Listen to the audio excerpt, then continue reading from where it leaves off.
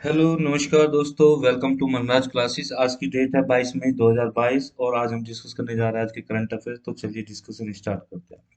हमारा पहला article respiratory सिंसाइटल virus के बारे में है। ये क्या है और किसको होता है, इसके बारे में थोड़ा जान लेते हैं। ये ज़्यादातर बच्चों में होता है, जो कि ये क्या किसको इन्फेक्ट करता है, लोअर रेस्पिरेटरी इन्फेक्शन है। तो ये रेस्पिरेटरी सिस्टम को आपके इन्फेक्ट करता है बच्चों का। तो जो वायरस होता है, ये जो 5 साल से कम एज के जो बच्चे होते हैं उनमें पाया जाता है। और ये लैंसेट की एक रिपोर्ट के अकॉर्डिंग ये देखने को मिला है, लगभग 1 लाख बच्चों की डेथ हो गई है पूरे वर्ल्ड में इस वायरस की वजह से, जिसको बोलते हैं रेस्पिरेटरी सिंसाइटियल वायरस। ठीक है। अब इसके बारे में थोड़ा सा फिगर के बारे में देखते हैं। जो इस शेप का और साइज का ये होता है कि देखिए, ये जो इस पे आपको दिखाई दे रही है, ये आपका अटैच प्रोटीन है। ये ही होता है जो आपके जैसे, अगर ये वायरस आपके बॉडी बच्चों की बॉडी में एंटर कर जाता है तो गले में अटैच हो जाता है और लंग्स में जाके ये अटैच हो जाता है। यही पीक्स जो दिखाई दे रहे हैं ये अटैच करते हैं।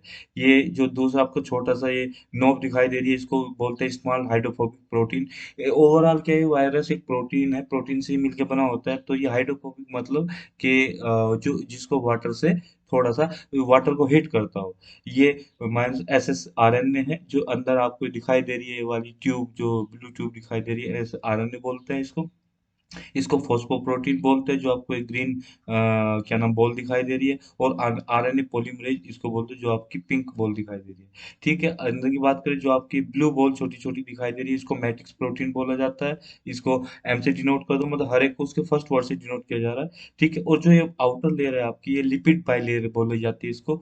और जो आपके अंदर जो ये वाली लेयर, जो ये वाली बॉल्स दिख रही है, ये आपको न्यूक्लियर प्रोटीन है। और जो ये है ये वाली पीक है, इसको फ्यूजन प्रोटीन बोला जाता है। तो ये इसकी ओवरऑल स्ट्रक्चर थी, ऐसे दिखता है। इसका एक पिक्टोग्राफिक रिप्रेजेंटेशन है। ठीक है। इस तरह का ये दिखता है एक्चुअल में। जो इसकी शेप है बिल्कुल एकदम एग्जैक्ट स्फेरिकल नहीं होती है, थोड़ा सा आड़ा टेढ़ा मेढ़ा होता है। पर इन द मतलब समझने के लिए जो पिक्चर बनाई गई है, डायग्राम बनाया गया, ये उसको समझाने के लिए। तो ठीक है, हमने यहाँ तक डिस्कस कर लिया कि जो लैंसेट की जो रिपोर्ट आई उसने बोला है कि लगभग 1 लाख बच्चों की जो पूरे वर्ल्ड में डेथ हुई है, तो उसका कारण यही आरएसवी है, रेस्पिरेटरी सिंसाइटियल वायरस है। ठीक है। अब ये इन्फेक्शन लंग्स में होता है, जो कि जैसे कि आपने देखा होगा निमोनिया होता है। तो निमोनिया ना कि निमोनिया उसकी वजह से, तो कोल्ड की वजह से होता है बच्चों में। अगर ये एडवांस स्टेज में पहुंच जाए तो निमोनिया की फॉर्म में ही चला जाता है। और आप जानते हैं कि निमोनिया जो होता है बच्चों के लिए बहुत घातक सिद्ध होता है, क्योंकि उनकी क्या नाम रेजिस्टेंस पावर उतनी नहीं होती है बॉडी की, जो उसको वो सह सके और उसको वो बर्दाश्त कर सके। इसके बारे में थोड़ा सा और आगे बढ़ते हैं। रेस्पिरेटरी जो सिंसाइटियल वायरस है, ये कॉमन रेस्पिरेटरी वायरस है। ये हाईली कॉन्टाजियस वायरस है। कॉन्टाजियस वायरस उन्हें कहते हैं जो छूने से फैलता है। अगर किसी बच्चे को ये हो जाता है तो ज्यादा चांस है उसमें जो घर में दूसरे बच्चे होंगे या उसकी मदर होगी, क्योंकि मदर को बच्ची को केयर करनी होती है, तो उसके टच में रहनी ही रहनी है वो, तो उसको भी चांसेस होते होने के, मगर ऐसा कम देखने को मिलता है। क्यों? क्योंकि ये ज्यादातर किस पर अटैक करता है, बच्चों में अटैक करता है, क्योंकि उनकी इम्यूनिटी बहुत कम होती है। तो ये बहुत ज्यादा सीजनल होता है, यानी कि एक सीजन, जैसे कोल्ड के सीजन में ज्यादा एक्सेसरबेट हो जाता है, ज्यादा बढ़ जाता है, देखने को मिलता है। लंग्स में इन्फेक्शन क्रिएट करता है, क्योंकि जब आपका निमोनिया होता है वो लंग्स में ही होता है। वहां पे आपका फेल्कम जम जाता है, जो जिसको हम मलगम बोलते हैं, वो जम जाता है, जिससे सांस नहीं आ पाता, बच्चों को सांस लेने में प्रॉब्लम होती है। ठीक है। इसके कॉमन जो जो आपके देखने को मिलते हैं 2 से 6 साल की एज के बच्चे, या कह लिए 5 साल से कम एज के बच्चे, मतलब ओवरऑल इसका यही मिलेगा बच्चा पैदा होने से लेकर, और जो 5-6 साल तक की एज के जो बच्चे हैं उनमें ज्यादा देखने को मिलेगा। इसके सिम्टम्स वही होते हैं जो एक कॉमन कोल्ड के होते हैं। कॉमन कोल्ड में क्या होता है कि खांसी होता है, जुकाम होता है, गले में खराश होती है, नींद मतलब सांस सही से नहीं आता, क्योंकि आपका बलगम जम जाता है छाती में, तो वही कॉमन कोल्ड के। और इवन फीवर भी आता है। तो इसके कॉमन ये लक्षण होते हैं, सिम्टम्स होते हैं। अगर इसको तुरंत ना रोका गया तो ये एडवांस स्टेज में पहुंचकर, यानी घातक स्टेज में पहुंचकर, ये क्या करता है, ये निमोनिया की फॉर्म में तब्दील हो जाता है। इसको ब्रोंकोइलिटिस भी बोलते हैं। ठीक है। आगे बढ़ते हैं। अब इसके बारे में क्या क्या की फाइंडिंग्स है, इसके बारे में थोड़ा सा और जान लेते हैं। 2019 में क्या हुआ था, लगभग 45,000 बच्चे जो इन्फेंट थे, यानी इन्फेंट थे, वो लगभग इसके फर्टिलिटी शिकार हुए थे, और जिनकी एज लगभग 6 साल से कम है। ठीक है। आप यहाँ पे देख सकते हैं एज जो थी 6 साल से कम थी। ठीक है। अब इसमें कहा गया है कि हर एक यानी हर 5 में से 1 बच्चा इसका शिकार होता है और वो मर जाता है। पूरे वर्ल्ड की ये डाटा बताई जा रही है जो लैंसेट ने रिपोर्ट प्रेज़ेंट की है। और इसमें फिर ये बोला जाता है कि 6 मंथ से जो बच्चे होते हैं उससे छोटे होते हैं वो बहुत ज़्यादा वल्नरेबल होते हैं, यानी कि वो ही सबसे ज़्यादा शिकार होते हैं इस चीज़ के, ठीक है? According to annual incident rate India के अगर हम कॉन्टेक्स्ट में बात करें कि 1000 में से 53 बच्चे बच्चे यानी कि 5.3% बच्चे इसकी चीज़ के शिकार होते हैं। और ग्लोबल एस्टीमेट की अगर बात करें इसमें 61,96,500 केसेस आरएसवी के एसोसिएट किए गए जो कि लोअर एक्यूट रेस्पिरेटरी इन्फेक्शन के शिकार थे और जिनकी एज 5 साल से कम थी। आरएसवी में अगर ये बात करें कि 97% से जो 97% बच्चे हैं वो अपनी जो 5 साल की एज होती है उसमें ये यानी कि वो डेथ कहने का मतलब ये शिकार हो जाते हैं और उनकी कभी-कभी डेथ भी हो जाती है। और ये कहाँ पे ज़्यादा आपको देखने को मिलता है फिनोमिना? लो और मिडल इनकम कंट्रीज़ में, जैसे कि आपकी इंडिया। इसका क्योर क्या है? इसका कोई भी ऐसा रिलायबल क्योर नहीं, कोई भी ऐसी दवाई नहीं है, बस इसका एक इलाज है कि इस पे रिसर्च करते रहो। गवर्नमेंट ने भी रिसर्च के लिए ज़्यादा फ़ोकस किया है और साफ-सफाई रखने की इसमें ज़रूरत है। ठीक है, आगे बढ़ते हैं। आगे हमारा आर्टिकल एससीओ रेट्स के बारे में। एससीओ रेट्स मतलब कि आपका जो रेट्स है एससीओ तो आप सभी जानते हैं कि रेट्स संघाई कॉर्पोरेशन ऑर्गेनाइज है जिसमें कितने मेंबर्स है? 8 मेंबर्स है। 8 मेंबर्स है, ठीक है। अब 8 मेंबर्स कौन कौन से है? वो 8 मेंबर्स आपको क्या नाम इसमें देखिए मेंबर्स, अब जैसे आप फिगर में देख रहे होगे मेंबर्स इसमें काफी ज्यादा दिख रहे होंगे आपको। कुछ येलो कलर में, कुछ ग्रीन कलर में, कुछ रेड कलर में। जो आपको रेड कलर में दिख रहे हैं वही आपके ये मेंबर्स है। जैसे कि एक आपका इंडिया हो गया, एक इंडिया है, ठीक है। इंडिया आपका एक तो इंडिया हो गया, ठीक है। इंडिया तो आप जानते हैं, इंडिया हो गया, कजाकिस्तान हो गया, चाइना हो गया, ठीक है। और किर्गिजिस्तान हो गया, पाकिस्तान हो गया, ठीक। और आपका रशिया हो गया, रशिया है, ठीक है। और तजाकिस्तान होगा, ताजिकिस्तान सॉरी, उज्बेकिस्तान होगा। ये आपके 8 परमानेंट मेंबर है इसके एससीओ के।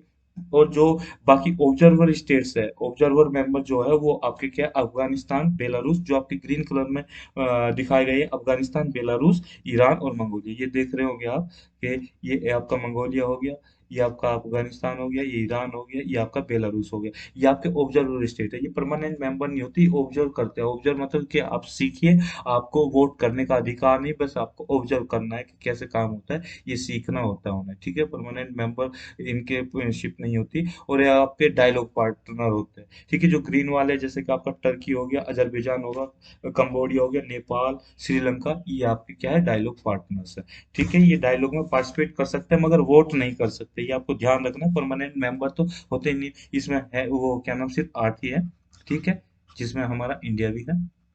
आगे बढ़ते हैं। इसके बारे में अभी क्या है, मीटिंग हेल्ड हुई थी शंघाई कोऑपरेशन ऑर्गेनाइजेशन की, किसके फ्रेमवर्क को लेकर?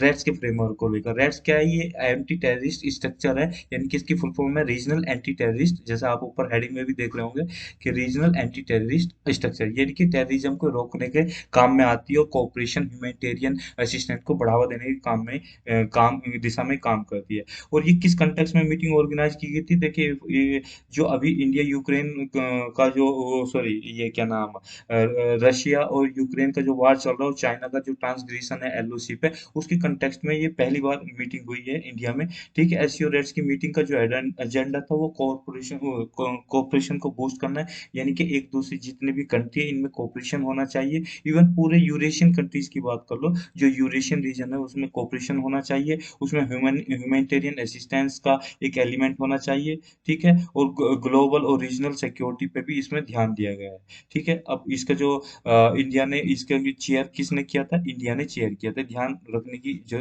बात है कि किसके ये चेयरमैन कौन था इस बार का? इंडिया था। इसका रेट्स एससीओ का, ठीक है। आगे बढ़ते हैं हम। अब इसमें क्या एजेंडा डिस्कस किया गया मीटिंग में? इसमें मीटिंग में एजेंडा ये डिस्कस किया गया भाई सिक्योरिटी का कोऑपरेशन होना चाहिए एससीओ रेट्स के बीच में, ठीक है। जितने भी आपके वो क्योंकि जो अफगानिस्तान की सिचुएशन है उसमें जो सिक्योरिटी कंसर्न रेज हुआ है उसको देख के कि इसमें डिसाइड किया गया कि इंडिया ने अपनी जो डिजायर एक्सप्रेस की है कि ये अपनी ये जो सिक्योरिटी कोऑपरेशन है उसको स्ट्रेंथन करना है एससीओ के साथ और जो इसकी रेड्स ब्रांच है उसके साथ। रेड्स आप रीजनल एंटी टेररिस्ट स्ट्रक्चर है, ठीक है। अब एससीओ रेड्स के बारे में थोड़ा सा डिस्कस कर लेते हैं कि क्या है। ये एससीओ रेड्स एक परमानेंट बॉडी है किसकी? एससीओ की, ठीक है। एससीओ रेड्स जो है आपकी परमानेंट बॉडी है, परमानेंट बॉडी है किसकी? एससीओ की, एससीओ की आपकी परमानेंट बॉडी है। ठीक है, ये क्या करती है, प्रमोट करती है coordination interaction between SCO member state, और टेररिज्म को ये टैकल करना, एक्सट्रीज्म को टैकल करना, सेपरेटिज्म को टैकल करने का इसका काम है, इससे फाइट करती है। और जो इसके मेन फंक्शन है एससीओ की इंफॉर्मेशन को स्प्रेड करना, शेयर करना। जो इंडिया मेंबर है इसका, उसका क्या है, एक्टिव पार्टिसिपेशन है एससीओ रेट्स में बहुत ज्यादा है। ठीक है, इंडिया की परमानेंट मेंबरशिप एक तरह से इस चीज को इनेबल करेगी, किस चीज को इनेबल करेगी, ये एक ऐसा अंडरस्टैंडिंग जो मेंबर स्टेट है उनके अंदर एक, उनके पर्सपेक्टिव में चेंज लाने की कोशिश करेगी, उनके बीच एक कोऑपरेशन, कोहेशन और अंडरस्टैंडिंग क्रिएट करेगी। ठीक है, आगे बढ़ते हैं। अब थोड़ा सा हम जान लेते हैं एससीओ के बारे में कि एससीओ क्या है। और उसके एससीओ की देखिए 2001 में फॉर्म हुआ था, ये आप लिखा हुआ भी देख रहे होंगे यहाँ पे, 2001 एक में फॉर्म हुआ था। ये एक मल्टीनेशनल एसोसिएशन है, मल्टीलेटरल एसोसिएशन है। इसमें डिफरेंट डिफरेंट कंट्रीज एक साथ आए हैं, वो क्या सिक्योर करने के लिए, कि सिक्योरिटी और सस्टेनेबिलिटी और स्टेबिलिटी को मेंटेन करने के लिए किस रीजन में, यूरेशियन रीजन में ये बनाया गया था एससीओ को। अब एससीओ को जब बना दिया गया तो ये अब क्या काम करेगी, ये जो आपकी इमर्जिंग चैलेंजेस है, जो आपके कंटेम्प्रेरी चैलेंजेस, जैसे कि कौन कौन सी थ्रेट्स हैं हमें, ये कल्चरल थ्रेट्स है, ह्यूमैनिटेरियन थ्रेट्स है, ठीक है, ट्रेड वाली थ्रेट्स है, और टेररिज्म, एक्सट्रीमिज्म, सेपरेटिज्म, ये तो थ्रेट्स है ये, इनको ये क्या टैकल करेगी, आपके ह्यूमैनिटेरियन कल्चरल असिस्टेंस में, कोऑपरेशन में बढ़ावा देगी। ठीक है, अब इससे पहले क्या था, 2001 से पहले ये 5 मेंबर थे, कजाकिस्तान, चाइना, किर्गिस्तान, रसिया, ताजिकिस्तान। इन पांचों मेंबर ने मिलकर बनाया था संघाई फाइव, क्योंकि अभी तो इसमें 8 मेंबर है, तो 8 मेंबर थे। 2001 से पहले 5 मेंबर थे, तो संघाई फाइव बना। 2001 में क्या हुआ, उज्बेकिस्तान भी इसमें आ गया कि भैया तुम भी आ जाओ और इसमें ऐड हो जाओ। तो 2005 में उज्बेकिस्तान के आने के बाद ये बन गया था, एससीओ बन गया था। एससीओ में फिर भी 6 मेंबर थे, बाद में चाहे बाद में और भी मेंबर इसमें ऐड हो गए। ठीक है, 2002 में ये आया, और 2003 में एनफोर्समेंट इसका हुआ, यानी कि फोर्स में आया। ठीक है, लैंग्वेज इसकी, ऑफिशियल लैंग्वेज कौन कौन सी, ऑफिशियल लैंग्वेज आपकी जो दो बड़े कंट्रीज मेंबर है इसमें, रशिया और चाइना, उनकी लैंग्वेज को इसमें ऑफिशियल लैंग्वेज बनाया गया है। एससीओ की दो परमानेंट बॉडीज के अगर बारे में बात करें, तो एक तो एससीओ सेक्रेटेरिएट है जो कि बीजिंग में है, और एग्जीक्यूटिव कमेटी ऑन रैट्स जो कि ताशकंद में है। ठीक है, अब इसके मेंबर स्टेट की बात हम कर चुके हैं, और ईरान ने भी अपनी दावेदारी को इसमें साबित करने की कोशिश की। उन्होंने कहा कि हमें फुल मेंबर स्टेट का दर्जा दे दीजिए, और उसको अप्रूवल मिल चुका है। आगे बढ़ते हैं, आगे हमारा आर्टिकल है द इंडियन कंपनीज एक्ट 2013। देखिए, जो इंडियन कंपनीज एक्ट 2013 है, इसमें मॉडिफिकेशन किया गया था। मॉडिफिकेशन से पहले ये था इंडियन कंपनीज एक्ट 2000 1956। अभी आगे हम पढ़ेंगे, ये था इंडियन कंपनीज एक्ट 2000, ओ सॉरी, 1956 था। इसमें मॉडिफिकेशन करके इसे 2013 में तब्दील कर दिया गया था, आईसी 2013। तो अब इसमें क्या है कि जो मिनिस्ट्री ऑफ कॉर्पोरेट अफेयर्स है, मोका, मैं इसे मौका बोलता हूँ क्योंकि शॉर्ट फॉर्म में आपको लिखना हो मौका। तो मौका ने क्या किया, मिनिस्ट्री ऑफ कॉर्पोरेट अफेयर्स ने कुछ अमेंडमेंट इंट्रोड्यूस किया है इसमें कंपनीज एक्ट में। वो इंट्रोड्यूस करेगी कौन से उसमें, इसे इंट्रोड्यूस करके इसको अमेंड करके जो अब ये क्या बन जाएगा, आईसीए 2022 बन जाएगा। 2022 बन जाएगा। कब बनेगा, जब ये एक्ट बन जाएगा, ये सारे अमेंडमेंट पास हो जाएंगे पार्लियामेंट से। किस में ये प्रेजेंट किए जाएंगे, विंटर सेशन में, पार्लियामेंट के, इंडियन जो पार्लियामेंट है उसमें विंटर सेशन में इसको प्रेजेंट किया जाएगा। अमेंडमेंट को वहां से पास होंगे, पास होने के बाद ये एक्ट बनेगा। एक्ट बनने के बाद ये आईसीए 2022 बन जाएगा। अब क्या है कि जो कंपनी की जो कंपनी लॉ कमेटी है, उसने अपनी रिपोर्ट 2022 में सौंपी थी फाइनेंस मिनिस्ट्री को, और कॉर्पोरेट अफेयर्स उसने इसे लेके अब पार्लियामेंट में इसे आगे सौंपने जा रही है। आगे बढ़ते हैं, अब इसमें क्या क्या प्रपोजल दिया गया, क्या क्या प्रपोज किया गया। देखिए, अब क्या होता है, जो कंपनी में डायरेक्टर होते हैं, बड़े बड़े पद पर बैठे बैठे जो आपके ऑडिटर्स होते हैं, टॉप एग्जीक्यूटिव होते हैं, तो उनकी मनमानी बहुत ज्यादा चलती है, किसको लेना है, किसको नहीं लेना है, किसको निकालना है, किसने उनके मन मुताबिक बात की तो अच्छा है, ये बढ़िया है, इसकी सैलरी बढ़ा दो और इसे एक प्रमोशन दे दो अच्छे, और बड़े उस पर, मतलब चापलूसी वाले काम बहुत ज्यादा होते हैं, जिससे ओवरऑल किसको नुकसान होता है, कंपनी को नुकसान होता है, और जिससे ट्रांसपेरेंसी एकदम डाउन हो जाती है, और किसके कस्टमर और कंज्यूमर जो होते हैं उनके इंटरेस्ट हार्म होते हैं। तो इस चीज को बहुत ज्यादा बढ़ावा मिला है। क्यों, क्योंकि ट्रांसपेरेंसी बिल्कुल नहीं है। और उनका जो बोर्ड ऑफ डायरेक्टर होता है, बोर्ड ऑफ डायरेक्टर किस तरह से किसका रिक्रूटमेंट रिक्रूटमेंट हो रहा है, किस तरह से उनको हायर किया जा रहा है। एडिटर अगर किसी जो इनके वो एडिटर होते हैं, ओ सॉरी एडिटर नहीं, सॉरी ऑडिटर, जो ऑडिटर होते हैं कंपनी के, वो अगर कंपनी को गलत ऑडिट करके दे देंगे तो उनको रिजाइन देना पड़ जाएगा, निकाल दिया जाएगा, या किसी के खिलाफ कुछ गलत बोल निकल। तो इस चीज को सब रोकने के लिए, क्योंकि गवर्नमेंट ऑफ इंडिया ने जो प्रपोजल दिया है उसमें इन पर बार लगा दिया है। बार लगाया कि कुछ कुछ रेस्ट्रिक्शंस इनके ऊपर लगा दिया, कुछ कुछ इनको छूट भी दी है।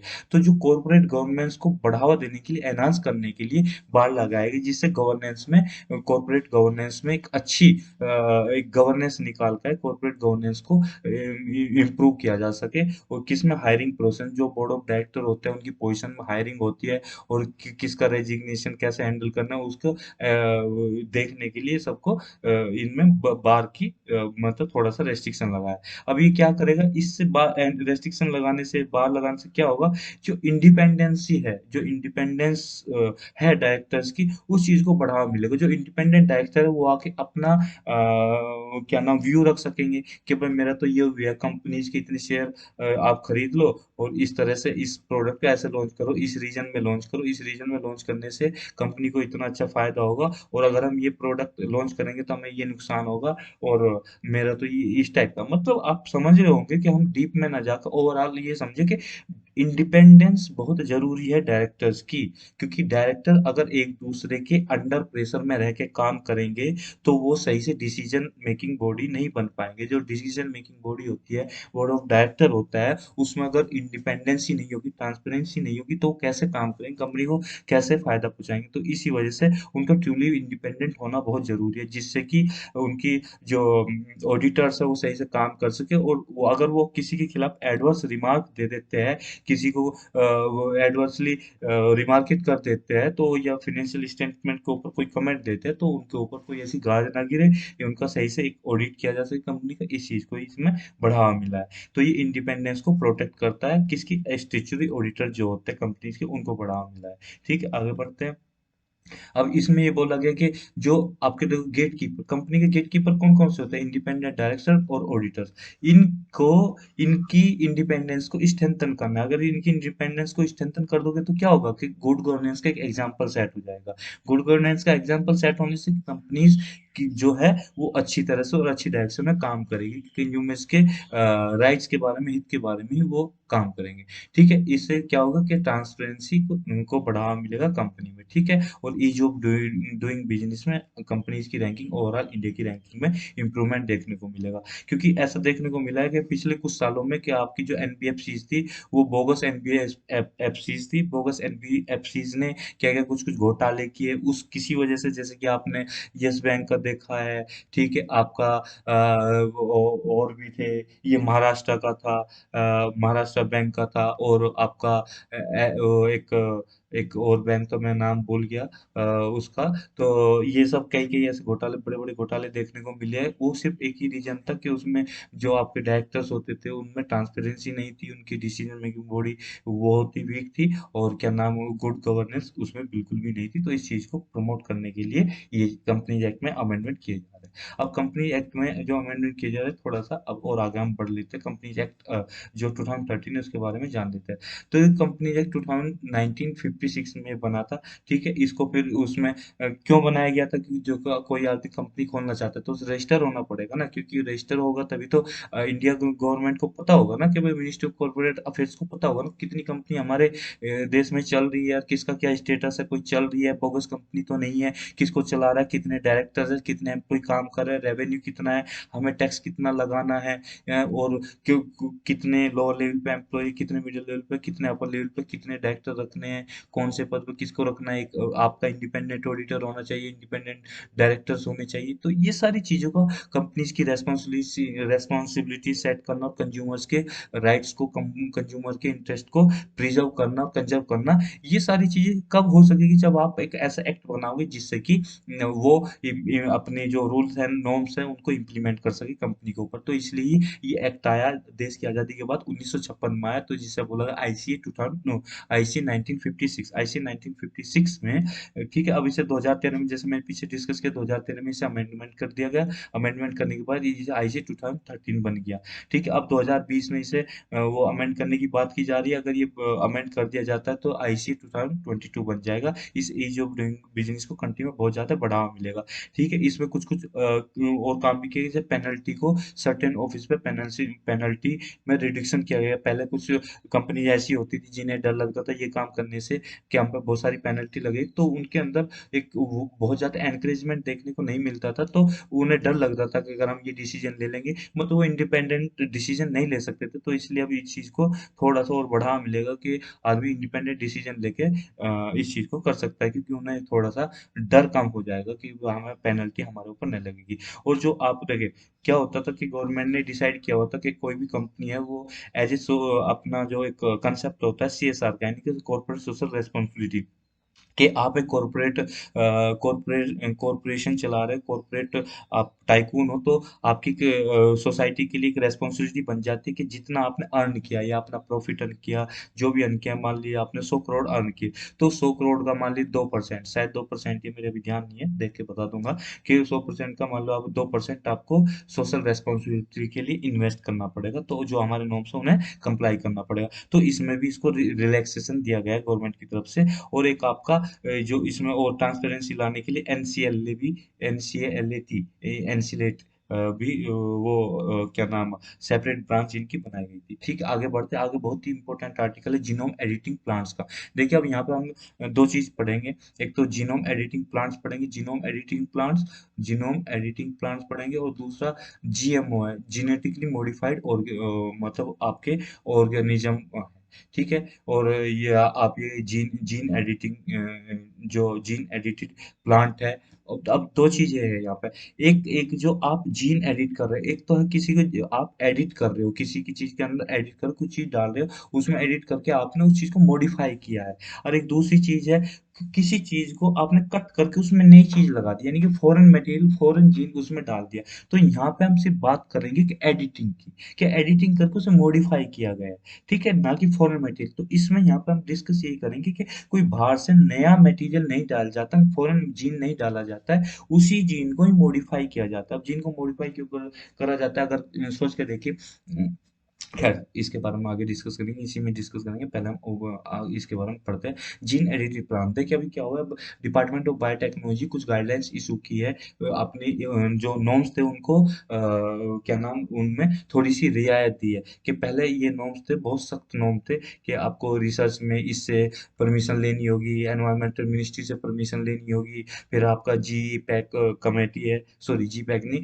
जेनेटिक इंजीनियरिंग अप्रेजल कमेटी है, जीएसी कमेटी है, उससे भी अप्रूवल लेना होगा। तो ये जो रेट टैपिज्म था, तो इसे अप्रूवल लेने में बहुत टाइम लगता था, इससे टाइम तो वेस्ट होता ही था, और इसका जो एंथुसिज्म होता है रिसर्चर्स के अंदर, जो हमारे साइंटिस्ट होते हैं, वो भी कहीं ना कहीं डाउन होता था। तो इस चीज को थोड़ा सा खत्म करने की कोशिश की गई। तो यहाँ पे जो नॉर्म्स थे, ये आपका रिसर्च में जो नॉर्म्स थे उनको ईज दे दी गई, यानी कि उन्हें रिलैक्सेशन दे दिया गया, किसके द्वारा, कि भाई जो आपकी एनवायरमेंट मिनिस्ट्री है उसने इनको मतलब नॉर्म्स में थोड़ी सी रियायत दी है। किस चैलेंजेस को सरकमवेंट करने के लिए, जो कि आपके फॉरेन जीन्स है उनको जो आप एडिटिंग करते थे, सॉरी जो आप उसमें नए जीन लगाते थे उनको वो करने के लिए इसमें थोड़ा सा ई दिया गया। अब आगे बढ़ते हैं, जीन एडिटेड प्लांट जो है, ये आप विदाउट कंपल्सन, मतलब जो आपके रेगुलेशन होते थे, कंपल्सन रेगुलेशन होते थे, उनको, जिनके बहुत ही टिपिकल रेगुलेशन होते हैं, उनको ओवरकम करके जो ये आपकी कमेटी है, ये आपको अप्रूवल दे देगी कि हाँ आप इसमें एडिटिंग करिए, एडिटिंग करके एक अच्छी वैरायटी क्रिएट कीजिए। अगर किसी पौधे को, जैसे कोई भी पौधे है आपका, पौधा है जैसे कि गेहूं का पौधा, आप गेहूं के पौधे की जो पत्तियां होती है, मान लीजिए उन्हें टिड्डा खा जाए, ठीक है, अब टिड्डा खा जाए वो तो नष्ट हो जाएगी। तो अब वो टिड्डा क्यों खा रहा है उस पत्ती को, या आपकी पत्तियां पीली हो जाती है, बीमारियां लग जाती है कई पौधों पौधों को, तो वो आपकी फसल नष्ट हो जाती है। तो इस चीज़ को आपको उसको क्रिएट करना है, मतलब ऐसी एडिटिंग करनी है जिससे कि वो आपकी पेस्ट रेजिस्टेंस हो जाए, कि उसमें पेस्ट ना लग सके, आपकी डिसीज रेजिस्टेंस हो जाए, आपका वाटर वाटर एफिशिएंट आपकी क्रॉप बन जाए। तो इस तरह से आप इसमें एडिटिंग करेंगे। तो वो एडिटिंग किस तरह से की जाती है हम पढ़ेंगे। देखिए, अभी यहाँ पे आप एक ही फिगर से मैं इसमें समझाऊंगा, बाकी फिगर आप इसमें समझ सकते हो। पेन कहाँ गया? हाँ, ये रहा। देखिए, आपका ये फिगर है, ये एक पौधा है। इस पौधे का मान लो हमने ये एक आपका सेक्शन ले लिया। उस सेक्शन में आपने देखो ये जीन इसमें दिखाया गया है कि इसका ये डीएनए आरएनए ये जीन दिखा है। अब ये जीन ये पहले बना हुआ था। अब इसमें किया गया है, यहाँ से जीन को कट कर दिया। ठीक है। अब आपने कट कर दिया। एक तो है कि आप नया फॉरेन मटेरियल डाल रहे हो, एक है आपने कट करके इसमें दूसरा मॉडिफिकेशन कर दिया। ठीक है। कट एक होता है फॉरेन मटेरियल डालना, दूसरा होता है उसी में ही मॉडिफिकेशन करके आपने उसमें कुछ इम्प्रूवमेंट कर दिया। तो जो ये इम्प्रूवमेंट किया कट करके, जो आपका टारगेटेड जीन एडिटिंग जो यहाँ पे दिखा, जो इम्प्रूवमेंट किया है कट करके उसी जीन में, नया जीन नहीं डाला है, उसी में ही इम्प्रूवमेंट कर दिया, ताकि जहाँ पे आपकी बीमारी लग रही थी, जिस हिस्से में बीमारी लग रही थी, उस बीमारी को हटा के उसे दुरुस्त कर दिया आपने। तो यही आपका एडिटिंग हो गया। एडिटिंग में जैसे कि हम पावर पॉइंट प्रेजेंटेशन बनाते हैं या डॉक फाइल बनाते हैं, किसी चीज में एडिटिंग करते हैं, कि आपको फॉन्ट चेंज करना हो, कलर चेंज करना हो, अंडरलाइन करना हो, किसी को बोल्ड करना हो, तो उसको एडिटिंग करते क्यों, कि इसको और अच्छा बेहतर बना सके, लुक में भी और हर चीज में बेहतर बना। तो एडिटिंग का मतलब ही यही है कि किसी चीज को एक अच्छा लुक देना है, उसे जो एक बीमारी है उससे दुरुस्त करना है। तो यहाँ पे यही दिखाया गया कि देखो, यहाँ पे मान लो कोई वो प्रॉब्लम थी, तो उसे एडिटिंग करके इसमें कर दिया, जैसे आप ये देख रहे होंगे। तो ये वाले को आपने हटा दिया। ठीक है। तो उससे क्या हुआ, जो आपके वो थी प्रॉब्लम थी, वो दूर हो गई। तो इसी तरह से यहाँ पे एडिटिंग की जाती है। अब इसके थोड़े से हाइलाइट्स देख लेते हैं, जो गाइडलाइंस है। इससे क्या होगा कि रिसर्चर्स को क्या सीकिंग अप्रूवल, कि इससे एग्जामेशन मिल जाएगा, कि आपको अप्रूवल लेने की कोई जरूरत नहीं है, बस थोड़े से नॉर्म्स फॉलो करने होंगे। कि पहले क्या करना पड़ता था रिसर्चर्स को, जीईएसी से, यानी कि जेनेटिक इंजीनियरिंग अप्रेजल कमेटी से अप्रूवल लेना पड़ता था जीन एडिटिंग टेक्नोलॉजी को यूज करने के लिए। फिर और वो कमेटी आपका वो रखती थी किसके सामने, वो आपकी मिनिस्ट्री के सामने इस बात को रखती थी, अब मिनिस्ट्री अप्रूवल दे ना दे, कब कितना कम्बरसम और कितनी लेंथी प्रोसेस होती। तो अब इस चीज को खत्म कर दिया गया है। खत्म करके कहा गया कि आपको छोटे से ही नॉर्म फॉलो करने होंगे, छोटे से पेपर वर्क करना होगा, उससे आपका अप्रूवल मिल जाएगा। अप्रूवल मिलके और आप अपनी रिसर्च कर सकोगे। ठीक है। इससे रिसर्च करने से इस चीज में कितना देखिए बढ़ावा मिलेगा रिसर्चर को, साइंटिस्ट को, और कितना अच्छा इंप्रूवमेंट होगा आपके क्रॉप रेजिस्टेंस, मतलब वो बनाने, क्रॉप जो है उसको आपका पेस्ट रेजिस्टेंट बनाने के लिए। तो इससे एक आपका रोड मैप तैयार हो जाएगा, कि जिसका sustainable use of genome editing technology का आप सस्टेनेबल यूज कर सकते हो डिफरेंट सेक्टर में, और प्राइवेट सेक्टर भी इसमें आगे आएंगे। ठीक है। अब जो गाइडलाइंस हुए, जो जीएम प्लांट्स होते हैं, वो क्या करते हैं, उनकी स्क्रूटनी करनी होती है, कि भाई आपका स्क्रूटनी करके फिर क्या करना होता है, जीन एडिटिंग करनी होती है, या आपका जीन कटिंग करनी होती है। अब जो इसमें ट्रांसजेनिक टेक्नोलॉजी जो यूज की जाए, ट्रांसजेनिक टेक्नोलॉजी का मतलब यह है कि जैसे कि आपने देखा था उसमें, कि आपका ये जीन था, इस तरह से जीन बना हुआ था। ठीक है। अब ये जो जीन बना है, तो आपको मान लो इतना पोर्शन कट करना है, ये पोर्शन कट कर दोगे। आप कट करने के बाद आप इसमें नया पोर्शन जोड़ोगे, मान लो आपने नया पोर्शन ऐसा जोड़ दिया। ठीक है। अब ये आपने नया पोर्शन जोड़ा किसी दूसरी ऑर्गेनिज्म का, ये कहीं से आपने इसी ऑर्गेनिज्म में एडिटिंग नहीं की, दूसरी ऑर्गेनिज्म का जीन आपने इसमें आके जोड़ दिया। तो इससे क्या हो गया, ये मॉडिफाई हो गई है, मॉडिफाई हो गई है, मगर इसमें फॉरेन आपका जीन ऐड हो गया। तो ये ज्यादातर केस में देखने को मिला, जैसे कि आपकी बीटी कोटा, इंडिया में तो अभी बीटी कोटा नहीं है जिसमें इसको अप्रूवल मिला है, बाकी और में नहीं मिला है। बाकी दूसरे देश तो और भी आगे बढ़ चुके हैं, इस पर कर रहे हैं। पर इसमें वरी यही है कि इससे जो है ना, ये जीन जो है, ये आपके नेबरिंग प्लांट्स में भी स्प्रेड कर देगा, और जो बाकी प्लांट्स है, बाकी जो नेबरिंग आपकी फसल होती है, उसको भी बर्बाद कर सकते हैं, उन पर बैड इफेक्ट डाल सकते हैं। और इसके आने वाले टाइम में, आज से 10 15 20 साल में, ह्यूमैनिटी के ऊपर बहुत ज्यादा बैड इफेक्ट देखने को मिल सकते हैं। तो इसमें बहुत सारी बातें ऐसी कही गई है। तो इसमें आप किसी जीन के अंदर ही मॉडिफिकेशन कर रहे हो, उसमें नया फॉरेन मटेरियल नहीं जोड़ रहे, तो कोई प्रॉब्लम नहीं दिखती है। पर आप फॉरेन मटेरियल जोड़ रहे हो तब ज्यादा प्रॉब्लम। तो इसलिए इसको इजाजत नहीं मिले, खाली इजाजत मिली है इंडिया में बीटी कॉटन को। ठीक है। अब जीनोम एडिटिंग के बारे में हमने देख भी लिया है, पर अभी थोड़ा-सा बस डेफिनेशन जान लेते हैं कि जीनोम एडिटिंग क्या होती है। जीनोम एडिटिंग क्या इनेबल करती है? Modification of the plant oven gene. अब यहाँ पे देखो, ये ध्यान दीजिए कि इसके खुद के अपने ही जीन को एडिट किया जाता है, मॉडिफाई किया जाता है, without insertion of the external gene. ठीक है? As with GM crop. GM crop में क्या हो रहा था कि वहाँ पे आप जीन को कट कर रहे थे और नए फॉरेन मटेरियल डीएनए उसमें ऐड कर रहे थे। मगर यहाँ पे ऐसा नहीं हो रहा है जीनोम एडिटिंग में। ठीक है? अब जीनोम एडिटिंग वैरायटी में नो फॉरेन डीएनए एडिट। ठीक है? इसलिए ये इसको बोलते हैं जीनोम एडिटिंग। अब इसकी अप्रोच क्या है? अप्रोच मतलब इंडिया में किस तरह से इसे किया जा रहा है। देखो, एक टेक्नोलॉजी है, 2018 में 17 में ये टेक्नोलॉजी बहुत न्यूज में आई थी। एक है CRISPR C S nine. CRISPR C S nine की फुल फॉर्म है cluster regulatory interspace short palindromic repeats and CRISPR associated protein 9। ठीक है, इसके हम अंदर नहीं घुसते हैं, बस ऊपर इसका इतना ही जान लेते हैं। अगर एग्जाम में आ जाए कुछ पूछने इससे रिलेटेड तो आप इससे पता हो। तो इसका टेक्नोलॉजी का यूज करता है, ये एक तरह से कैची का काम करता है। ठीक है, ये एक तरह से कैची का काम करता है। ये जीन को कट करेगा, नए जीन को वहां पे लगाएगा और फिर उसे मतलब उसके साथ अटैच कर देगा। ठीक है, तो ये ही इस टेक्नोलॉजी का मतलब यूज होता है। ठीक। अब इससे बहुत सारे पॉसिबिलिटीज को ओपन कर दिया है, जिससे कि प्लांट की ब्रीडिंग की जा सकती है। एग्रीकल्चर में एक तरह का नया रिवॉल्यूशन लाया जा सकता है। अब वर्ल्ड लेवल पे क्या क्या डेवलपमेंट हो रहा है जीन एडिटिंग टेक्नोलॉजी को लेके, तो ये बहुत सारे प्लांट्स में यूज की जा रही है। लगभग इसमें 40 क्रॉप से भी ज़्यादा है। ये क्रॉप्स में इसको यूज किया जा रहा है। 25 कंट्रीज में इसको ज़्यादा वो दिया जा रहा है तवज्जो। यूएस चाइना तो खैर लीडर है ही है इस टेक्नोलॉजी में। ठीक है, आगे बढ़ते हैं। अब इसके क्या क्या सिग्निफिकेंस हो गए, इसके सिग्निफिकेंस बैड इफेक्ट हम देखें। देखिए, इससे इसका सिग्निफिकेंस ये होगा कि आप रेजिस्टेंस डिसीज के लिए जो रेजिस्टेंस क्रिएट हो जाए, इस तरह की आप क्रॉप और इस तरह के वो कर सकते हो, यानी कि एडिटिंग करके क्रॉप, ऐसी क्रॉप क्रिएट कर सकते हो जो वो डिसीज रेजिस्टेंस हो जाए। ठीक है, एडिटिंग करके डिसीज रेजिस्टिंग हो जाएगी, कि पेस्ट रेजिस्टेंस होगी, टोलरेंट टू ड्राउट, के अगर आपका सूखा पड़ जाए, पानी की कमी हो जाए, तो उससे कोई फर्क ना पड़े आपकी फसल पे। सैलिनिटी कम या ज्यादा हो जाए, उससे कोई फर्क ना पड़े। सैलिनिटी ज्यादा होने से नुकसान होता है, तो अगर ज्यादा हो कोई फर्क ना पड़े। और ज्यादा गर्मी पड़ रही है तो हीट स्ट्रेस की वजह से वो आपकी फसल डैमेज ना हो जाए, ऐसी आप इम्प्रूव कर सकते हो उसके रेजिस्टेंस को। ठीक है। अब इससे डेवलपमेंट जो क्रॉप की वेराइटीज है, डिफरेंट डिफरेंट वेराइटी। और जैसे गेहूं है हमारे देश में, इंडिया में, कि एक ही टाइप का गेहूं को बोया जाता है, एक ही टाइप के गेहूं की रोपाई की जाती है। मगर आप अगर जीन एडिटिंग टेक्नोलॉजी का यूज करते हो, तो डिफरेंट डिफरेंट वेराइटीज ऑफ गेहूं, डिफरेंट डिफरेंट वेराइटी ऑफ ज्वार, बाजरा और डिफरेंट ग्रेन्स और डिफरेंट क्रॉप, एक एक ही फसल की बात नहीं हो रही, उनको आप क्रिएट कर सकते हो, जिससे कि हमारा प्रोडक्शन देखिए कितना ज्यादा बढ़ जाएगा। हम सेल्फ सफिशिएंसी की तरफ अग्रसर हो जाएंगे बहुत ही जल्दी।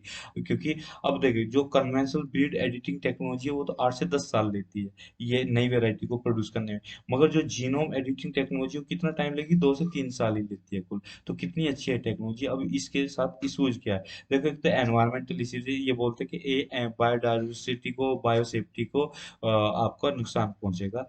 ठीक है। दूसरा है कि भाई इससे टॉक्सिसिटी और एलर्जेनिसिटी ये जो है प्लांटों में ज़्यादा बढ़ेगी, जिससे कैंसर होने के खतरे हैं ह्यूमैनिटी में। तो इस ऐसे ऐसे इश्यूज भी उठाए जा रहे हैं और एथिकल इश्यूज भी है। ठीक है। अब देखिए, जीनोम एडिटिंग प्लांट में क्या है। अब डिफरेंस दोनों में हम जानते हैं कि एक तो ये होता है कि जीनोम एडिटिंग हो गई और जेनेटिकली मॉडिफिकेशन हो गया। तो उनमें क्या है, जैसे आप इस फिगर में देख रहे हो, ये पूरा एक जीन है। तो इस जीन में क्या कर रखा है कि ये जो यहाँ पे जीन था, इसको आपने कट कर दिया।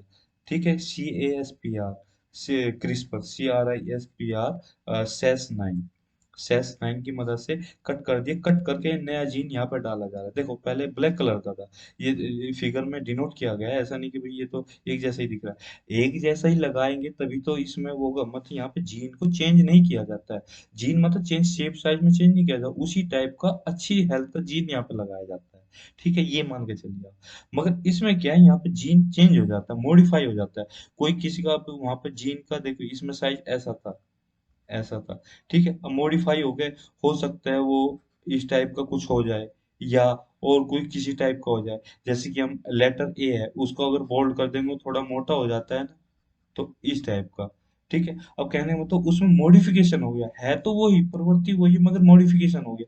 यहाँ पे क्या है, यहाँ पे मॉडिफाई नहीं किया है, बल्कि एक हेल्दी जीन अटैच कर दिया गया है। तो यही है जोड़ा, तो दोनों में डिफरेंस कि वहाँ पे एडिटिंग की जाती है और यहाँ पे जो क्रिस्पर टेक्नोलॉजी है जिसमें जीन को कट करके नया जीन डाला जाता है, वो दोनों में डिफरेंस आता है। आगे हमारा आर्टिकल बुद्धिस्ट हेरिटेज इन गुजरात के बारे में। देखिए अभी क्या है, प्राइम मिनिस्टर आप जानते हैं लुम्बिनी में गए थे, लुम्बिनी में जाकर उन्होंने क्या किया, वो बुद्धि पूर्णिमा के उपलक्ष्य में वो वहां पे गए थे। और क्योंकि हम जैसे कि जानते हैं जो गुजरात में एक जगह है वादनगर को, मोदी जी वहां से बिलोंग करते, तो वहां पे एक महसाना डिस्ट्रिक्ट में है ये वाला। तो वहां पे इन्होंने ग्रेट सेंटर को स्टेब्लिश करने की बात की गई है, सॉरी सॉरी, ग्रेट सेंटर को स्टेब्लिश करने की बात नहीं की गई है। वहां पे जो ग्रेट सेंटर था बुद्धिस्ट लर्निंग को बहुत सेंचुरीज एगो बताया जाता है, और वहां पे ये मिला है। देखो आप ये देख रहे होगे, ये यहाँ पे स्तूपा मिला, ओल्ड दिल्ली की स्तूपा इस टाइप का। ठीक है, ये आप देख रहे होंगे, ये आपके क्या मिल रहे हैं, आपकी सील टाइप मिल रही है। ठीक है, ये आपकी टेराकोटा सील है, टेराकोटा उसे बोलते हैं जैसा कच्ची मिट्टी को पका के बनाया जाता है, जिन पे कुछ छाप लगाई जाए। ये आप देख रहे होंगे, ये आप इलिप्टिकल शेप में है, ये आपका ट्रायंगुलर शेप में है। ठीक है, ये आपका चैम्बर देख रहे होंगे यहाँ पे। ये इस टाइप की चीजें यहाँ से मतलब खुदाई में, एक्सकेवेशन में देखने को मिली है। तो ठीक है, आगे बढ़ते हैं। तो वडनगर की जो टाइज है बुद्धिज्म से, उसको हम देखते हैं। 2014 में एक्सकेवेशन को वर्क किया गया था, जिसमें सामने देखने को मिला, वहां पे बहुत सारे बुद्धिस्ट रेलिक्स मिले। वो लगभग 2000, ओ सॉरी, ये 20,000 से भी ज्यादा आर्टिफैक्ट देखने को वहां मिले, जिनकी उम्र बताई जा रही है कि सेकंड सेंचुरी से भी पहले की है। ठीक है, अब इसमें क्या क्या देखने को मिला, इलिप्टिकल स्ट्रक्चर में आपको इस क्या नाम, कुछ सॉरी सॉरी इलिप्टिकल स्ट्रक्चर देखने को मिली, सर्कुलर स्तूपा देखने को मिला। ये तो आपका हो गया सर्कुलर, जो आपका सर्कुलर स्तूपा है। ठीक है, ये आपकी इलिप्टिकल स्ट्रक्चर देखने को मिल रही है। ठीक है, वो किसके साथ साथ देखने को मिली, आपका स्क्वायर मेमोरियल स्तूपा, ये आपका देख रहे हो ना, ये आपका स्क्वायर मेमोरियल स्तूपा हो गया।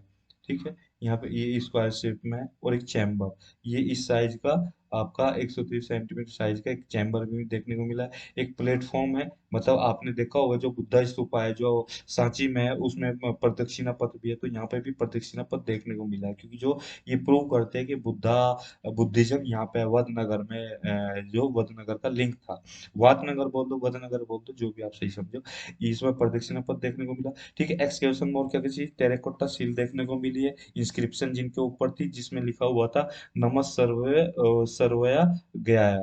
ठीक है, और फेस से पेंडेंट देखने को मिला, जो कि त्रितत्व सिंबल को डिनोट करता है।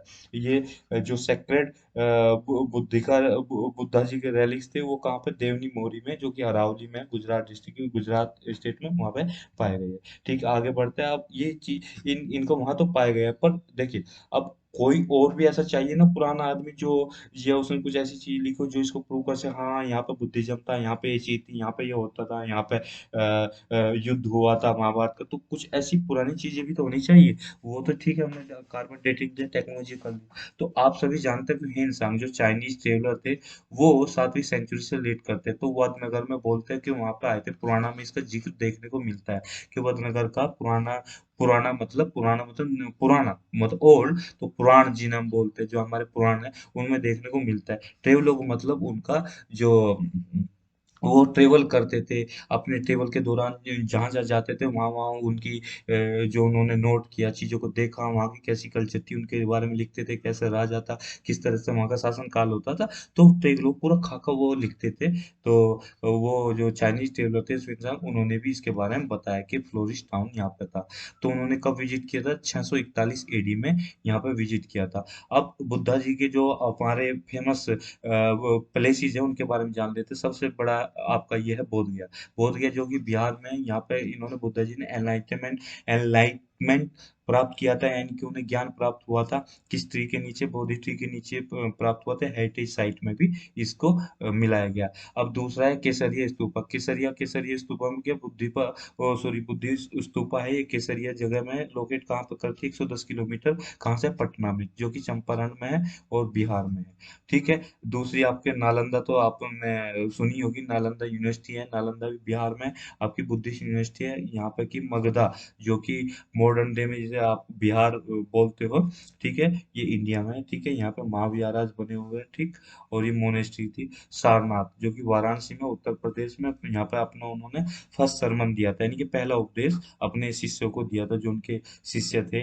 उन्होंने इसे बोलते हैं धर्म चक्र प्रवर्तन सुत्ता, ठीक है, जो कि बुद्ध ने अपने डिसिप्लिन को, ये मध्यमिका मार्ग के बारे में बताया गया था, वो चार जो उनके नॉवेल्स थे, और अष्टांगिकाय पथ के बारे में यहाँ पे उन्होंने बताया, ठीक है। कुशीनगर जो कि उत्तर प्रदेश में यहाँ पे है, क्या नाम, गोरखपुर के पास में, उन्होंने यहाँ पे इनका परिनिर्वाण हुआ, ठीक है। ठीक, आगे बढ़ते हैं।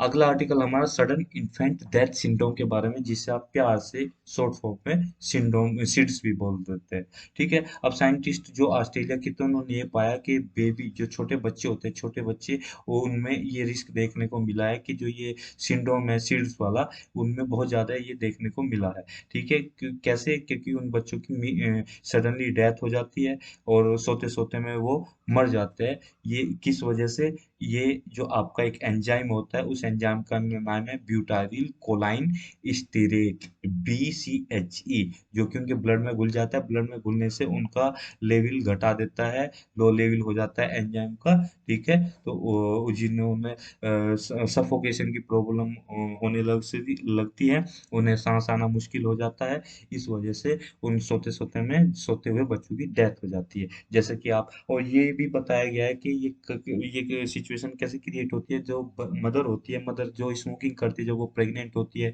या बच्चे के पैदा होने के बाद भी स्मोकिंग करती है, इससे भी बहुत ज्यादा फर्क पड़ता है इस चीज पे, कि ये जो एंजाइम क्रिएट हो सकता है, उनके ब्लड में घुल सकता है। तो इस चीज से बचे, इसका वैसे कोई क्योर अभी इलाज है नहीं, ठीक है। बच्चे के ब्रेन पे ये इफेक्ट करता है, ठीक है। जैसे कि आप इस फिगर में देख रहे होंगे, यहाँ पे जो बच्चा सोया हुआ है, तो ये बच्चे की सोने की गलत पोजीशन है, ठीक है। ये ऐसे जो दिखाया हो कि नाक ऊपर को करके सो, तो जब बच्चा सोएगा, बच्चे को तो इतनी कैपेबिलिटी है, इतना वो नहीं होती ताकत कि वो कैसे मुंह को पलट, तो बच्चे का मुंह पलट के सोना ही थोड़ा सा, या सिर को उठा के सोना ही थोड़ा सही होता है। तो इसलिए पहले क्या होता है, एस्फिक्सिया होता है, एस्फिक्सिया में ब्रेन में हाइपरफ्यूजन होने लगता है, कहने का मतलब कि उनमें ऑक्सीजन नहीं जाएगी, तो आपका हाइपो परफ्यूजन हो जाएगा, यानी कि वो जो एंजाइम वो घुल जाएगा, उसमें लो लेवल ऑफ ऑक्सीजन हो जाएगा, ब्रेन को ऑक्सीजन नहीं मिलेगी, तो आपका अराउजल, आप सोते हुए उठ नहीं पाओगे, तो आप हाइपोक्सी कोमा में पहुंच जाओगे, आपको ब्रेडिकार्डिया हो सकता है, गास्पिंग हो सकती है, और एंड में आपका सिस्टम फेल हो जाएगा, और राम नाम सत्य हो जाएगी। भगवान किसी के साथ ऐसा ना करे, किसी भी बच्चे के साथ ऐसा ना करे। अब देखो इस मैडम को देखो, दूसरा पेट में ले रही है, और एक सो रहा है, फिर भी सुट्टा मार रही है। ठीक है, पीछे चलते हैं, इसके बारे में थोड़ा सा चलते हैं। सडन इन्फेंट, जो सडन इन्फेंट डेथ होती है, सिंड्रोम जो होता है, वो क्या है? ये सडन और अनएक्सपेक्टेड डेथ हो जाती क्योंकि हेल्दी इन्फेंट बच्चों की। और ये किस में होता है? ये जो एक ही साल से, 1 साल के बच्चे होते हैं, उनमें जनरली देखने को मिलता है, और जब वे सोते रहते हैं तब ऐसा होता है, ठीक है। ये 1 से 4 मंथ के बच्चों में और भी ज्यादा देखने को मिलता है। तो एक NHS की रिपोर्ट है, नेशनल जो आपका सर्वे होता होगा, उसकी ये रिपोर्ट है, तो उसने बताया कि इस रिस्क को रिड्यूस करने का एक ही कारण है कि ये आप प्रेग्नेंट मदर स्मोकिंग ना करे, बच्चा पैदा होने के बाद जब प्रेग्नेंट उसमें स्मोकिंग ना करे, ये एक रास्ता हो सकता है इस चीज को रोकने का। तो इससे जो एसोसिएट इशू यही है कि बच्चे का ब्रेन में इसका फर्क देखने को मिलता है, ठीक है। आगे बढ़ते हैं, इसका प्रीवेलेंस देखने को मिलता है। हाँ, इसका एक सबसे वो है कि इसको कोर्ट डेथ भी बोला जाता है। अगर क्वेश्चन आ जाए कि कोर्ट डेथ किसी से रिलेटेड है, तो ये सिड सिंड्रोम से रिलेटेड है, जिसने बच्चों की जान ले ली है। वेस्ट कंट्रीज में ज्यादा देखने को मिलता है, हालांकि यहाँ पे भी, हमारे यहाँ पे भी होता है, पर अब अगर इसको जाने तो अरे क्या हो गया ये पेन जो है, सॉरी, ये पेन, हाँ। ये 3400 बच्चे, लगभग 3400 बच्चे मर गए इस सडनली, अनएक्सपेक्टेडली। हर एक साल इतने मर जाते हैं, यूके में ये 200 का आंकड़ा है, ठीक है। अब नई स्टडी में क्या बताया गया है कि लगभग 10 में से 9 बच्चे मर जाते हैं सीड्स की वजह से, जिसका लोअर एंजाइम लेवल हो जाता है, BCH का एंजाइम लेवल हो जाता है। अब ये रेस्पॉन्सिबल क्या है जो इसके लिए रेस्पॉन्सिबल, डेथ के लिए? ये सिग्नल भेजता है बच्चे को उठने के लिए। अगर ये एंजाइम का लो लेवल हो जाएगा, जो ब्यूटाइलोकोलाइन स्टीरेट है, वो स्टीरेज है, तो इसका हो जाएगा कि वो अपना सिर नहीं घुमा सकते, सांस लेने, गास्पिंग की प्रॉब्लम हो जाएगी उन्हें, वो झटके आने लगेंगे, तो इस वजह से डेथ उनकी हो जाती है। अगला हमारा आर्टिकल प्रोजेक्ट वार डेक के बारे में। वार डेक की फुल फॉर्म आप war game research and development centre है, ये कि न्यू दिल्ली में। देखिए क्या हुआ, आर्मी ट्रेनिंग कमांड ने और राष्ट्रीय रक्षा यूनिवर्सिटी ने दोनों ने मिलकर एमओयू साइन किया है। ठीक है, इन्होंने ये वार डेक को स्टेब्लिश किया न्यू दिल्ली में। ये क्या है, इसके बारे में जानते हैं। ये अपने आप में पहला एक ऐसा क्या नाम वो है, एमओयू या एक सेंटर है, जिसमें जो हमारे आपके बीएसएफ, सीआईएसएफ और जो पुलिस की ये पैरामिलिट्री वो फौज होती है, या जो भी हमारी फौज है मिलिट्री, उनको ट्रेनिंग दी जाएगी। वो ट्रेनिंग कैसे देगी, वर्चुअल ट्रेनिंग दी जाएगी। वर्चुअल इन द सेंस कि आपके सामने सिमिलर सिचुएशन क्रिएट कर दी जाएगी, आर्टिफिशियल इंटेलिजेंस को लेके, वर्चुअल रियलिटी को लेके एक वार लाइक सिचुएशन क्रिएट कर दी जाएगी, कि जैसे कि दुश्मन आपके सामने खड़ा है, कि आप एक जवान हो, मान लीजिए आप एक जवान हो, आप एक पुलिस वाले हो, आप मिलिट्री मैन हो, और आपके सामने दुश्मन खड़ा है, जैसे कि पाकिस्तान वाले आतंकवादी खड़े हैं, इधर भी दुश्मन ने आपको घेर लिया, दुश्मनों ने आपके सामने वार लाइक सिचुएशन क्रिएट कर दी जाएगी, और आपको हाथ में गन दे दी जाएगी वर्चुअल उसमें, कि आप कैसे रिएक्ट करोगे उस सिचुएशन में, आपको कैसे स्टेप्स लेने, किस तरह से किस सिचुएशन में कैसे हैंडल करना है, वो ही चाहिए। इसको आपको मेटावर्स बोलते हैं। आप देख रहे होगे इसका बहुत चलन चल रहा है। अभी इसने इलोन मस्क ने भी इसके ऊपर बात की है कि भाई मेटावर्स का यूज कैसे होगा। हालांकि अभी इंडिया में तो ये बहुत ज़्यादा देखने को नहीं मिल रहा, पर अदर अदर कंट्रीज में इसके ऊपर बहुत ज़्यादा काम चल रहा है। तो ये वार लाइक सिचुएशन क्रिएट कर दी। तो यहाँ पे इसने लिखा भी हुआ है कि सिमुलेशन बेस्ड ट्रेनिंग सेंटर होगा ये, कि आपको सिमुलेट करके, कि ऐसा सिमुलेशन किया जाएगा सिचुएशन का, कि वही सिचुएशन क्रिएट कर दी जाएगी, और आपका जो फौजी है, जो मिलिट्री मैन है, उसको ये आर्टिफिशियल इंटेलिजेंस की मदद से, वर्चुअल रियलिटी की वजह से ऐसा सिस्टम डिजाइन कर दिया जाएगा जिसमें वो लड़ेगा और अपनी स्किल्स को इम्प्रूव करेगा। उन्हें ट्रेनिंग भी दी जाएगी। तो ये जो आपका वार्ड है वो सेंटर है कि यूज करेगा आर्मी को ट्रेन करने के लिए अपने सोल्जर्स को, और उनके अंदर ऐसी स्ट्रेटेजीज पैदा करेगा किसकी वजह से, मेटावर्स इनेबल्ड प्ले गेम की वजह से। ठीक है, वार हेड मॉडल क्रिएट किए जाएंगे, जिससे प्रिपेयर हो सके, हमारे आर्मी वार के लिए प्रिपेयर हो सके, और अच्छी तरह काउंटर टेररिज्म, जो हमारी घटना का टेररिज्म को काउंटर कर सके, काउंटर इंसर्जेंसी को भी डील किया जा सके। आगे बढ़ते हैं, देखिए इस फिगर में ये दिखाया गया है। हालांकि फिगर जस्ट दिखाने के लिए लिया गया आर्टिफिशियल इंटेलिजेंस का यूज करके। ठीक है, अब जो इसका जो है मिलिट्री जोन कहाँ पे है, न्यू दिल्ली में है। ठीक है, आरआरयू इसके ऑफिशियल हो गए। ठीक है, अब सिमुलेशन एक्सरसाइज कैसे प्ले आउट करेगी, ये अपनी स्किल्स को टेस्ट करेंगे मेटावर्स में, वर्चुअल रियलिटी का सहारा लेके, आर्टिफिशियल सॉरी ऑगमेंटेड रियलिटी का सहारा लेके। तो एक रियलिस्टिक एक्सपीरियंस मिलेगा, जो आपका फौजी होगा, जो आपके मिलिट्री मैन होंगे, जो आपके पर्सनल होंगे, उन्हें आपका एक्चुअल रियलिस्टिक एक्सपीरियंस दिया जाएगा, कि आपके सामने ये मतलब रियल सिचुएशन क्रिएट की जाएगी। एक्चुअल में वो नहीं होगा, इसलिए इसे वर्चुअल बोल रहे हैं। ठीक है, उन्हें ये सारी चीजें दिखाई जाएगी, बताया जाएगी, वो सब है। ठीक है, इसमें artificial intelligence based war game simulation का यूज किया जाए, वही बीएसएफ के जवान, सीआरपीएफ, सीआईएसएफ, आईटीबीपी, एसएसबी, सब इनको किया जाएगा। सब यही बताया गया कि अब कहाँ का इसको यूज किया जा रहा है ज्यादातर, जैसे यूएसए में, इजराइल में, यूके, ये सब इस पे काम कर रहे हैं टेररिज्म को, उसको पॉसिबिलिटी को कम करने के लिए। ठीक है, अब इनमें जैसे लीडिंग जो वर्ल्ड लीडर है, उसमें जैसे जर्मन चांसलर ने भी, एंजेला मर्केल ने भी ये बोला था, पहले हमारे बराक ओबामा जी रहे थे यूएसए के प्रेसिडेंट, उन्होंने भी बोला था, जी जिनपिंग ने भी इस चीज को बोला है। ठीक है, आज के लिए इतना ही, बस थक गए भाई। तो आज इस सेशन का यहीं पे एंड होता है। Thank you very much for discussion.